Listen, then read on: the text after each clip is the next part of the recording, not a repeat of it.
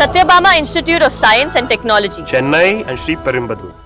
AI மற்றும் தகவல் தொழில்நுட்பத்துறை அமைச்சரோட முதல்வர் விஜய் ஆலோசனையில் ஈடுபட்டிருக்கார் என்ற முக்கிய செய்தியை நம்ம பார்க்கிறோம்.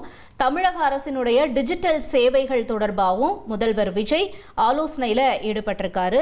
இதில் ஏஐ மற்றும் தகவல் தொழில்நுட்பத்துறை அமைச்சர் பங்கேற்றிருக்காரு. அவரோட தான் தற்பொழுது முதலமைச்சர் விஜய் ஆலோசனையில் ஈடுபட்டிருக்காருன்றதை பார்க்கிறோம். விவரத்தை செய்தியாளர் மணிகண்டன் வழங்கிட கேட்கலாம். மணிகண்டன், இந்த ஆலோசனை பற்றிய தகவலை சொல்லுங்க.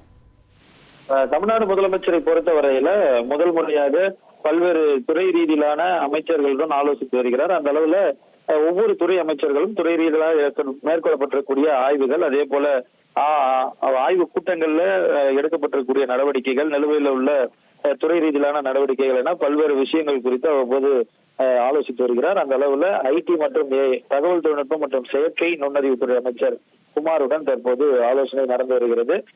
வாக்குறுதிகளை பொறுத்தவரையில தமிழக வெற்றி கழகத்துல ஏஐ பல்கலைக்கழகம் உருவாக்கப்படும் என்ற வாக்குறுதி கொடுக்கப்பட்டிருந்தது. அது தொடர்பாக துறை ரீதியில முதற்கட்ட பணிகள் முன்னெடுக்கப்பட்டிருக்கும், அது எந்த அளவுல இருக்கிறது உள்ளிட்ட பல்வேறு முக்கியமான விஷயங்கள் துறை ரீதியில ஏஐ துறை மற்றும் ஐடி துறையில செய்யப்பட்டிருக்கூடிய நடவடிக்கைகள் குறித்து முதலமைச்சருடன் அமைச்சர் ஆலோசித்து வருகிறார். உங்களுடைய தகவல்களுக்கு நன்றி மணிகண்டன். ஏஐ மற்றும் தகவல் தொழில்நுட்ப அமைச்சரோட தற்பொழுது முதலமைச்சர் விஜய் ஆலோசனையில் ஈடுபட்டிருக்காரு. துறை ரீதியான அமைச்சர்களோட ஆலோசனையில் ஈடுபட்டிருக்கிறதா செய்தியாளர் மணிகண்டன் விவரிக்க நாம கேட்டோம். Satyabama Institute of Science and Technology, Chennai and Sri Perumbudur.